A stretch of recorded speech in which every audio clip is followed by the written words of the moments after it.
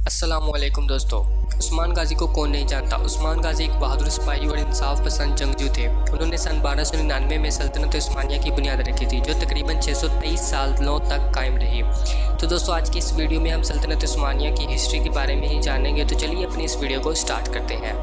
दोस्तों, उस्मान गाजी अर्तुगरुल गाजी के बेटे थे, जिन्होंने सल्तनत उस्मानिया की बुनियाद रखी थी।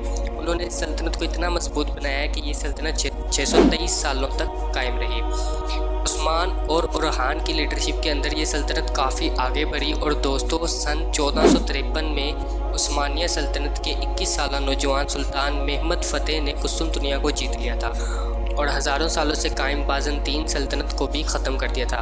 दोस्तों, महमद फ़तेह एक काबिल सुल्तान थे, इसलिए उन्होंने कुस्तुनतुनिया में हर किसी को रहने की इजाज़त दी थी, चाहे वो मुस्लिम हो, ईसाई हो या यहूदी हो, कोई भी इस शहर में रह सकता था।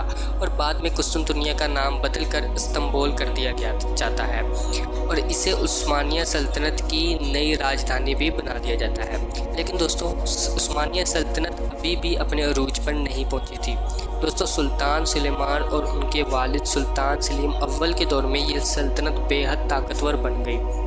दोस्तों, सुल्तान सुलेमान ने इस सल्तनत की सरहदों को काफ़ी सारे नए इलाकों तक पहुंचाया।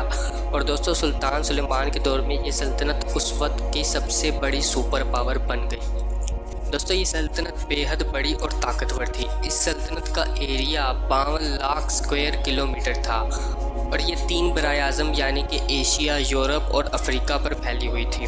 दोस्तों, इस सल्तनत में आजकल तुर्की, ग्रीस, बल्गेरिया, इजिप्ट, हंगरी, साडोनिया, रोमेनिया, जॉर्डन, फ़लस्तीन, लेबनान और अरब का भी कुछ हिस्सा आता था। लेकिन दोस्तों, एक वक्त ऐसा भी आया था जब ये सल्तनत ख़त्म होने वाली थी, क्योंकि तैमूर सल्तनत के सुल्तान तैमूर ने उस्मानिया सल्तनत को अंकारा की जंग में हरा दिया था। और इस हार की वजह से उस्मानिया सल्तनत कुछ देर के लिए आगे बढ़ना बंद कर देती है। लेकिन दोस्तों, जल्दी तैमूर वहां से चले जाते हैं और चाइना की तरफ बढ़ने लगते हैं, जिसकी वजह से एक बार फिर उस्मानिया सल्तनत के सुल्तान अपनी ताकत और अपने सल्तनत को आगे बढ़ाने लगते हैं। अगर बात की जाए सल्तनत के सबसे बड़े ताकतवर सुल्तान की, तो वो सुल्तान सुलेमान द मैग्निफिसेंट थे, जिन्होंने इस सल्तनत को सुपर पावर बनाया था। सल्तनत सुलेमान ने 1519 में 10वीं सुल्तान के तौर पर सल्तनत उस्मानिया का तख्त संभाला था। दोस्तों, सुल्तान सुलेमान ने लगभग 49 सालों तक इस सल्तनत पर हुकूमत की थी। लेकिन दोस्तों, सवाल ये उठता है कि इतनी ताकतवर सल्तनत ख़त्म कैसे हो गई। दोस्तों, फर्स्ट वर्ल्ड वार की शुरुआत में ही सल्तनत उस्मानिया काफ़ी कमज़ोर हो गई थी और उसके बाद सन 1914 में सल्तनत उस्मानिया इस जंग में हिस्सा ले लिया था और जर्मनी, ऑस्ट्रेलिया और हंगरी के साथ हाथ मिला लिया।